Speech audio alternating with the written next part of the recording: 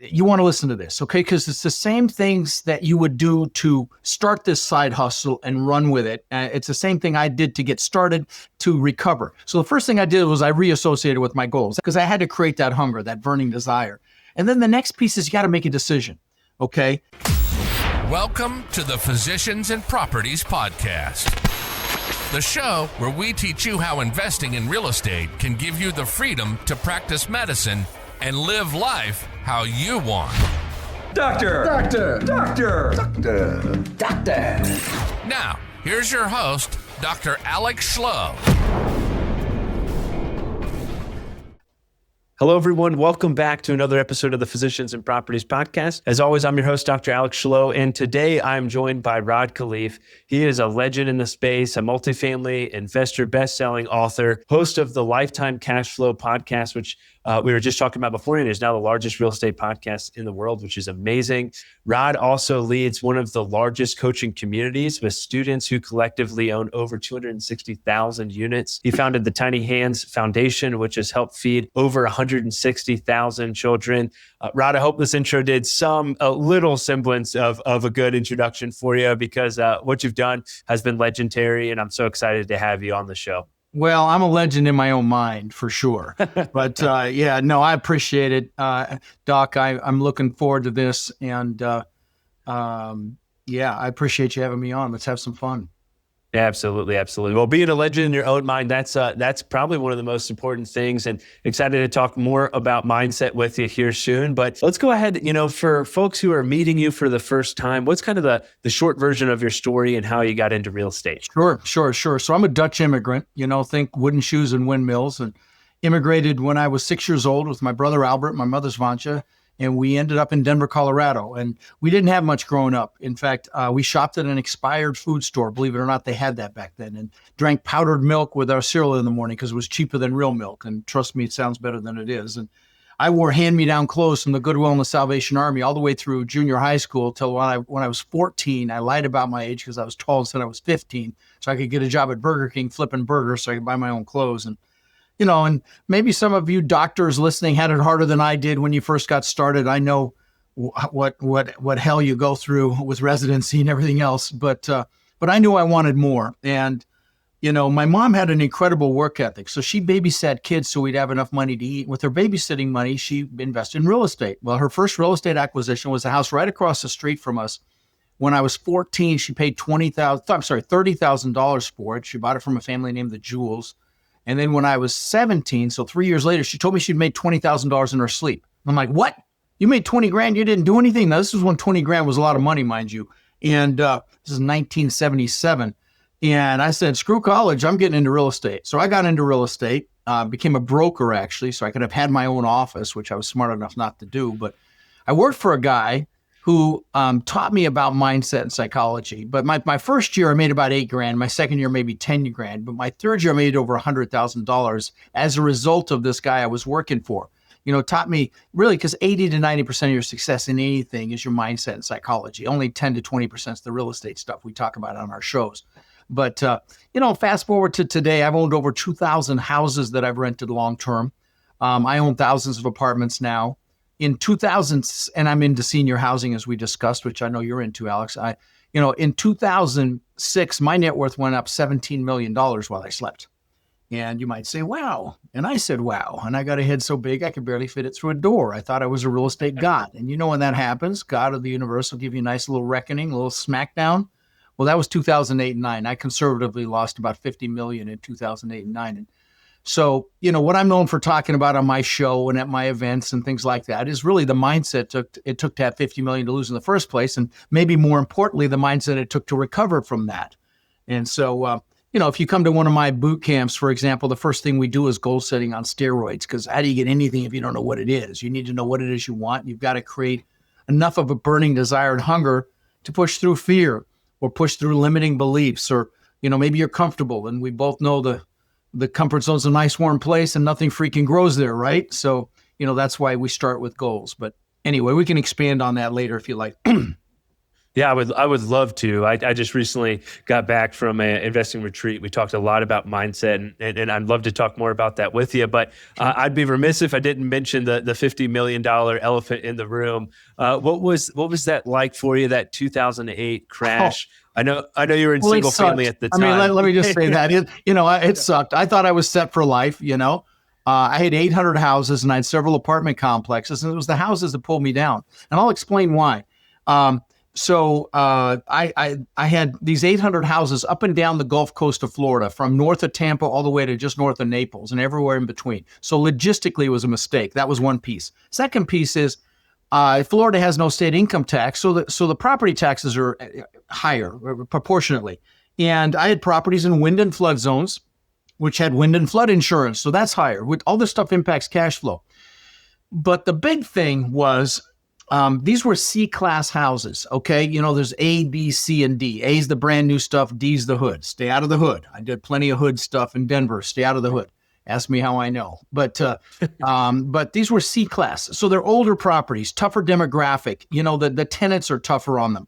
And so lots of maintenance. And if I had a maintenance issue at one of my apartment complexes, we're able to stockpile parts. We've got a parts room with appliance parts, plumbing parts, electrical parts, door locks, window locks, you name it, everything. So a maintenance guy can get in and out in an hour. Well, if I had to send a maintenance guy to one of my houses that's an hour away, they have to go see what's wrong. Every house is different, so they can't stockpile the parts. And then they have to go find a Home Depot or Lowe's where we have an account, which could be another hour. And I don't know about you, Doc, but when Rod goes to fix something, he ends up going to Home Depot more than once because he forgot something. And, it's not unsimilar with maintenance guys. And so what took an hour at one of my apartment complexes took all day at one of my 800 houses.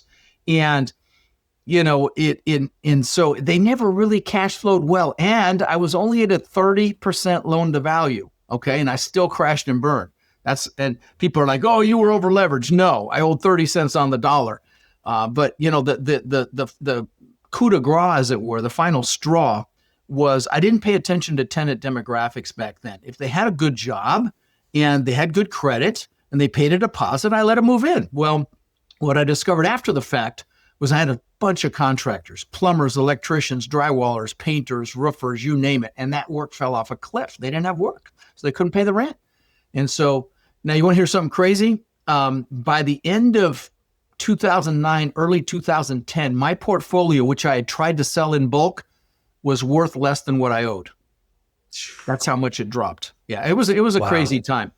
And so anyway, but we're seeing a meltdown in multifamily right now too, and that's what I teach. I teach all the asset classes now. I teach senior housing and student housing and self-storage and industrial flex. But in the multifamily, which is where I started, we're seeing a meltdown. There's a huge wall of debt. A lot of these operators got adjustable rate debt, and they're dying, and expenses have gone through the roof. I teach a 50% expense ratio, meaning total income on the property less property related expenses without the debt should be 50% or less. Well, now I teach 60%. Okay, that's how much expenses have gone up, which is significant. And so, and of course, the interest rates have killed people as well. A lot of people got bridge debt with adjustable rate interest. I'll give you an example of it. I mean, my point is there's incredible opportunity upon us right now. I've got a 200 unit asset in San Antonio. We call them assets, an apartment complex. And right next door is a 300 plus unit that's sold in 21 or 22. Don't quote me on this. 21 or 22 sold for $43 million. Okay. Bank now owns it. It's down to 28. And it's right next door to ours, same vintage, everything. I'm not even interested unless it gets to 24, 43 to 24. Okay, that's what's happening out there right now. So there's incredible opportunity coming. And, if you're listening, Doc, and you're interested, I'm speaking to you individually, each one of you. And, you need to do something more. By the way, I've got a bunch of surgeons and dentists and doctors in my coaching program, my Warrior program. And I'll brag for a second. You said 260,000. It's actually closer to 300,000. We're fairly certain. Oh, wow. Units amazing. That they own under my tutelage. I'm very proud of that. So I'm bragging a little here. But the point is, there's incredible opportunity right now. So is there ever a time to learn this and get into it? That's just in multifamily. We talk about senior housing as well, Doc. I know you're in that. There's 10,000 people a day turning 65 in this country. I'm one of them. I turned 66 a couple of weeks ago. And, and there's a huge shortage of beds. was an opportunity to buy these existing facilities. It costs a lot to build a new facility. It's like $200 to $250 a bed. And you can buy existing facilities for under $100. The returns are great. I closed on my first one a couple of months ago in Pittsburgh, which is a market I normally wouldn't have got into, but the demographics are great for this particular business. And we're on track to buy 10 in the next 18 months.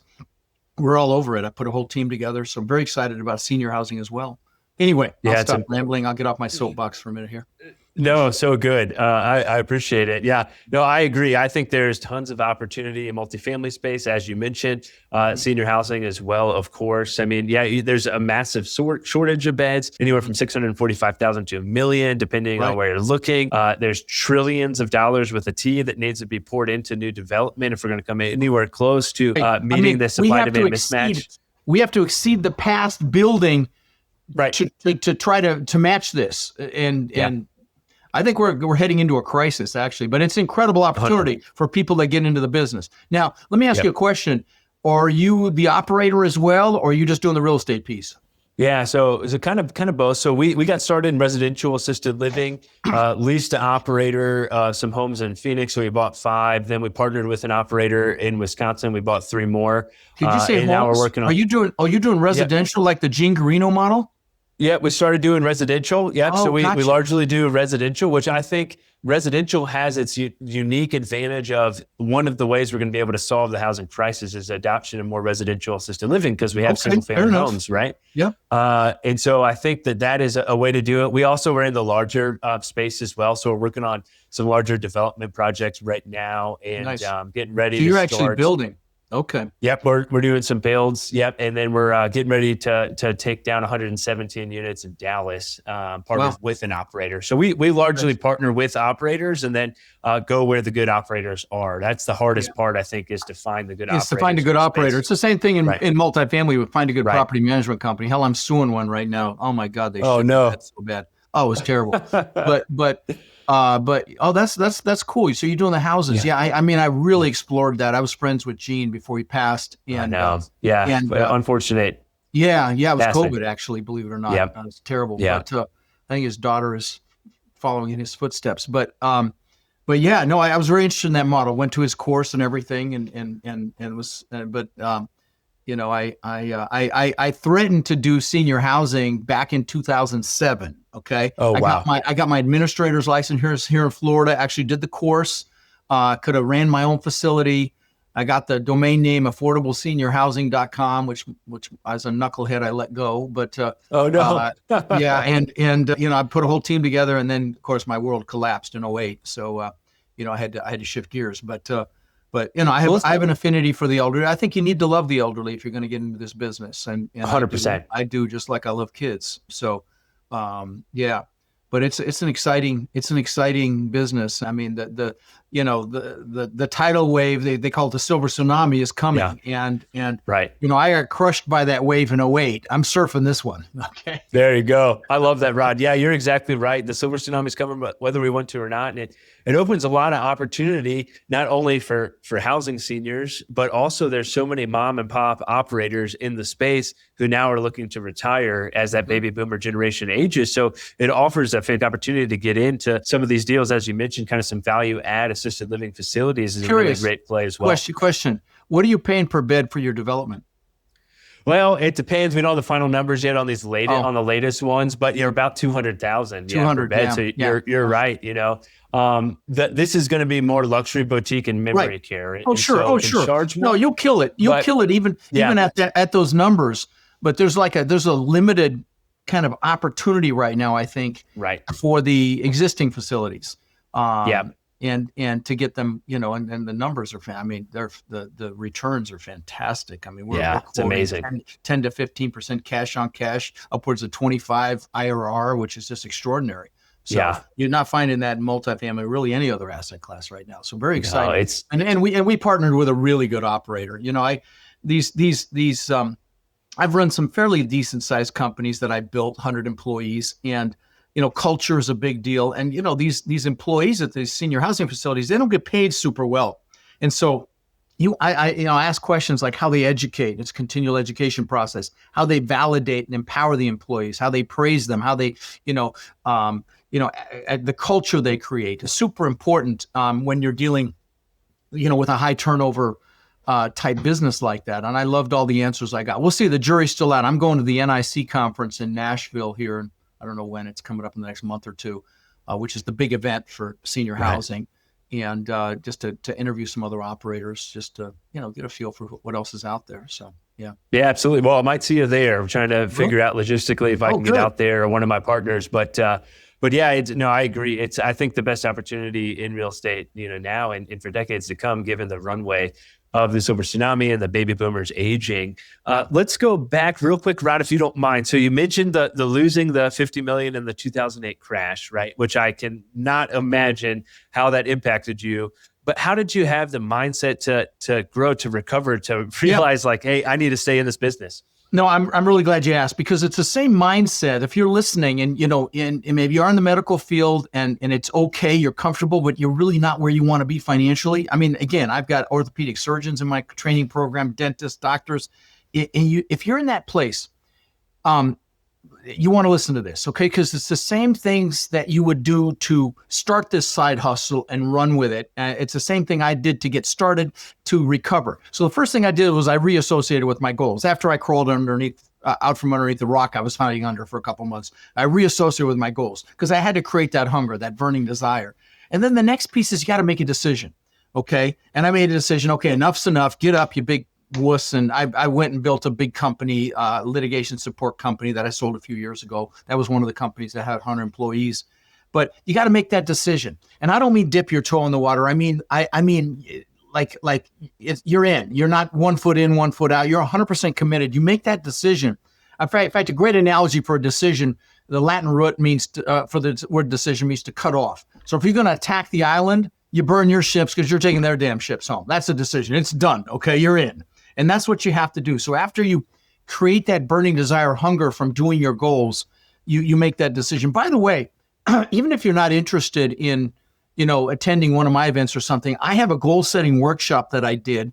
It's in my link tree, rodslinks.com. It's at the bottom and it's got a guide you can download. I'm not going to try to sell you anything. It's about an hour. People spend more time planning a birthday party than they do designing their lives. Doing your goals is designing your life. And you give me an hour and I'll motivate the hell out of you. I'm just telling you right now. Have your spouse do it. Have your kids, if they're over 10 years old, do it. So again, go to Rod's Links and do the goal setting, regardless of whether you want to work together down the road or not, because it'll really help. But anyway, then you make that decision. Then you got to take that first step. Like Dr. Martin Luther King said, you take that first step in faith, the next step will be revealed. And I know as a doctor, you're very analytical. And I will tell you, analytical people are some of the most successful students that I have because this business is primarily empirical. It's primarily numbers. You get the numbers right and you ask all the right questions. It's pretty hard to make a big mistake. But as an analytical, you know how you have to check off every single box before you make a move. And I love you, but you can't do that here. And so I would give you the analogy, you can drive all the way across the United States at night with your headlight only seeing 50 feet in front of you. You can make it. Other people have made it before you. You may have some setbacks, but it can be done. It's the same way with this business or candidly any business. But this life's not a dress rehearsal. Don't have any regrets. Maybe you fear failure. I call my failure seminars. That was a $50 million seminar. It was an expensive freaking seminar, but it's only a failure if you don't get back up or you don't get the lesson. And there was this nurse in Australia, maybe you've heard of her, Doc, a hospice nurse named Bronnie Ware.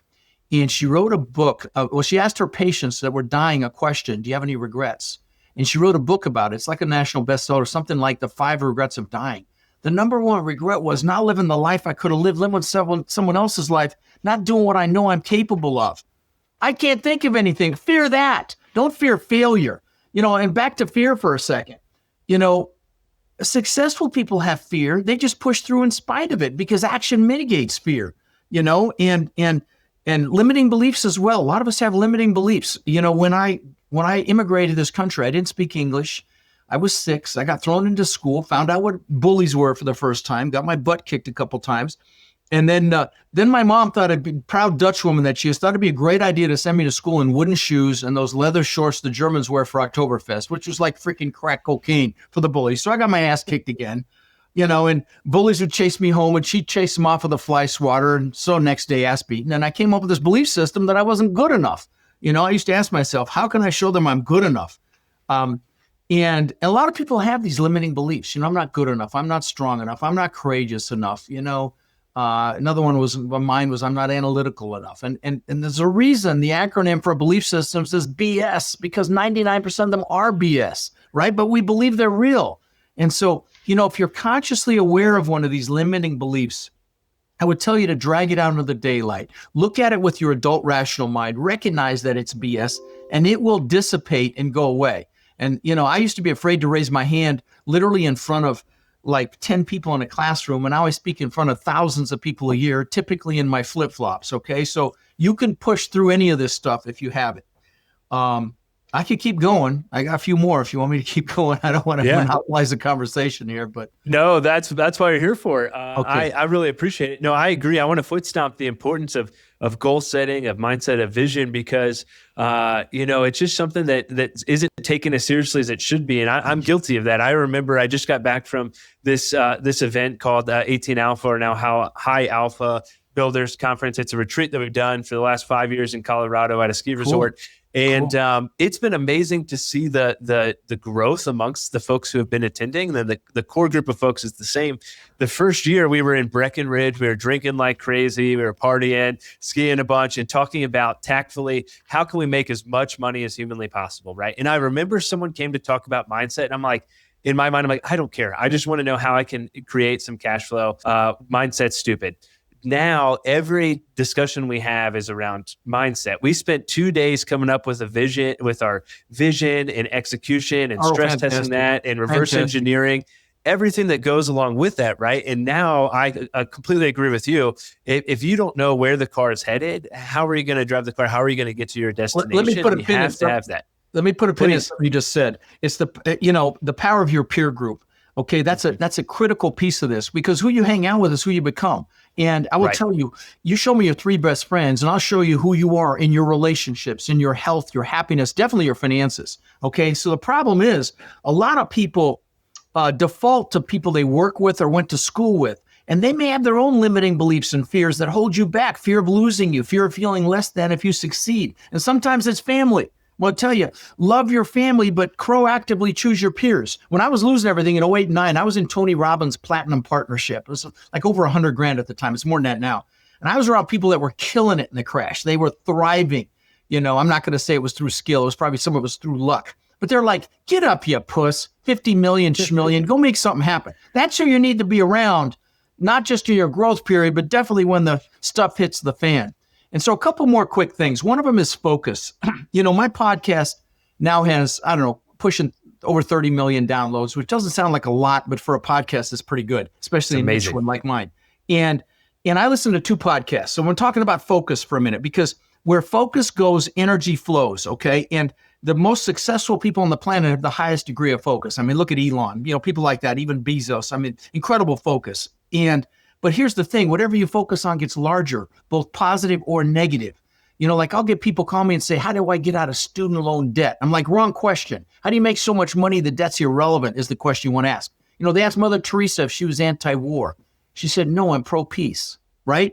But I mentioned those 2, the podcast is because I listen to 2 podcasts. I listen to Joe Rogan and I listen to Tim Ferriss. I try to get both sides of the aisle. I try to stay a little balanced. I'm definitely on one side. But anyway, on the other side is Tim Ferriss. And he interviews the best of the best in the world. I mean, like the best athletes like Michael Phelps, NFL, NBA players. And by the way, I mentioned my downloads because they probably get 30 million a week, both those guys, okay? But anyway, so, on Tim Ferriss's show, he interviews the best of the best. Billionaires like Ray Dalio, actors like Hugh Jackman, Ed Norton, Arnold, Jamie Foxx, heads of the biggest companies in the world like Zuckerberg. And he deconstructs their success. It's a fascinating conversation. But I started to hear a pattern. They almost all meditate. What does meditation enhance? Focus, right? Focus is power.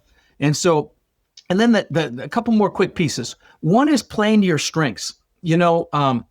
a lot of people will tell you to build up your weaknesses. No, your strengths are your greatest assets. In our business, there are a lot of different hats you can wear. You compete like I was thinking about that orthopedic surgeon when we started talking here. He's raised tens of millions of dollars for deals. So he does investor relations. You can find the deals. You can underwrite the deals if you're super analytical. You can be the mouthpiece like Rod that builds the relationships with the investors and the brokers and the so on and so forth. You can do the asset management if you've got some project management experience or construction experience. So lots of hats you can wear, but you want to play to your strengths. Some of the best partnerships I see are an outgoing extrovert with an analytical introvert. That's a match made in heaven because you need both pieces. But when you're playing to your strengths, you love what you do and you never work another day in your life. And you're in the quan, right? Like Jerry Maguire, you're in the zone and you're going to be passionate. When you're playing to your strengths, you love what you do, you're passionate, and passion's required to influence people. So again, focus on that. When you're playing in your strengths and you hire, align, or partner for your weaknesses, success is inevitable. And, and the last piece that I'll talk about is, actually two last pieces. I want to talk about the most important foundational emotion we have available to us. And don't tune me out because you're thinking this is foo-foo, because this is how I had 50 million to lose. Now I got it back. So ignore what I'm going to say at your peril is all I'll tell you. Okay. And that is gratitude. Okay. Gratitude is how you manifest everything you want in life. It's the most important foundational emotion we have, but it's how you make everything happen for yourself. And, it makes us stronger when we face adversity. It strengthens our immune system. You as doctors should know this. It makes our heart stronger, lowers our blood pressure. Gratitude does all that. It's incredible. And of course, it brings us closer to our spirituality. But it's how you attract everything in your life. It's how you manifest. If I didn't have this crappy green screen behind me here, you'd see my recliner behind me and my vision boards on the floor right there. Because most mornings I'll sit in that recliner and I'll just do gratitude for the people that I love in my life. And then I'll do gratitude for the things that I want as if I already have them. And I've gotten emotional being grateful for things I don't even have yet. And you're like, oh, good God, he's in foo-foo land. Well, this is how I had 50 million to lose and how I got it back. So ignore it at your peril. And I'll leave you with one thing. And that is, you talked about what I did for kids. When I was 18, this ties into goals. I knew I wanted to live on the beach, and I lived in Denver, and there's no freaking beach in Denver. But I would visualize the palm trees, the sand, the surf, the sand, the waves. And 20 years later, I built what's now about a $10 million mansion on the beach. I owned the beach on one side, and I had my boats on the backside. It was called a Gulf to Bay, sliced through an island, spectacular place. I mean, I just described this real quick. On the second floor, there was a balcony waterfall that went into the pool. You had to walk through the waterfall to get to the pool. Pools and magazines, big spiral staircase up through the middle, wine cellar, elevator. On the second floor, I had aquariums built around the staircase that cost me almost $200,000. So this gives you an idea of the house. 2 months after I moved in, I'm floating in the pool at night. So I'd worked for this for 20 years. 2 months after I moved in, I'm floating in the pool at night. And I'm looking up at this testament to my ego, which is really what it was. It was to prove the freaking world I was good enough. That didn't do it. I mean, forget it. Okay. And, yep. and I got depressed. I mean, my beautiful family's inside sleeping. I had all the toys, the Maserati and the Mercedes and the boats and the jet skis and all the stuff. And I'm looking up this thing. I got really depressed. I'm like, what the hell? I've just achieved success like times 10,000. There's a real message here. Okay. So stay with me. And what I realized was there were three things happening. One is you never achieve a big goal without having other goals lined up behind it. Because like the good book says, without a vision, the people perish. You need a vision for the future. And I didn't know what I was going to do next. So that was number one. Number two is happiness doesn't come from the goals. You need them to get off your ass and make things happen and create that burning desire. But happiness comes from progress and growth. And I didn't know what I was going to do there next either. They say the happiest days of a boat owner's life, the day they buy the boat and the day they sell the boat. Well, that's the truth. Okay. But the big thing was I was totally focused on me. Rod, show the world I'm good enough, blah, blah, blah. That's the year I met Tony Robbins. And I've spent 23 years with Tony, but I saw that he fed families for the holidays. And I'm like, what a concept. Do something for someone else. I'm embarrassed, sad to be 40 to get that memo. So I called my brother in Denver. And I said, and I was going to go visit him for Thanksgiving. I said, bro, let's feed 5 families. It'll be a blast. So he called his church, found 5 families who really needed help. We bought the food and the frozen turkeys and toys for the kids. And The third family changed my life. We go up to this shack, and it was a freaking shack. It wasn't even a 1-bedroom, and there was a Hispanic woman in there with 5 kids. And she came out, she saw the stuff on the porch, she started crying. Her kids came out, 2 of the older ones started crying, I started crying, and I was hooked. And like you mentioned, the last 26 years now I have fed, and there's a message here, so don't tune this out, guys. There's a message if you want success, so stay with me. In the last 26 years, like you said, I've fed around 160,000 children for the holidays. I've done tens of thousands of backpacks filled with school supplies to local kids that don't even have the basic supplies for school. Don't get me started on that. And thousands and thousands of teddy bears to local police departments for their officers to keep in their vehicles so that they encounter a child that's been in a traumatic situation. And the reason I bring that up is we've been taught to achieve to be happy. And we shouldn't be happy until we've achieved, right? It's kind of an American thing, but it's like a big deal, especially for men. I'm going to tell you, if you give back in any fashion, you're happily achieving. And I know it's a play on words. Tony Robbins calls it the science of achievement versus the art of fulfillment. Achievement's a science. If you want to learn commercial real estate, get your ass to my boot camp. I'll tell you how you can come for $47, and I don't sell anything there. It's 2 days. You can do it in your underwear at home. It's virtual, but that's a science. I'll give you the blueprint and the map. You just got to go do it. Okay. That's a science. Achievement's a science, but fulfillment's an art. You got to figure out what juices you. For me, it's kids and the elderly. Maybe for you, it's animals, the environment, whatever it is, give back right now. Don't say, oh, you had money, that's why you gave back. You want the money? Give back. That's how you get it. That's how God works. That's how the universe works. So I just wanted to leave people with that piece.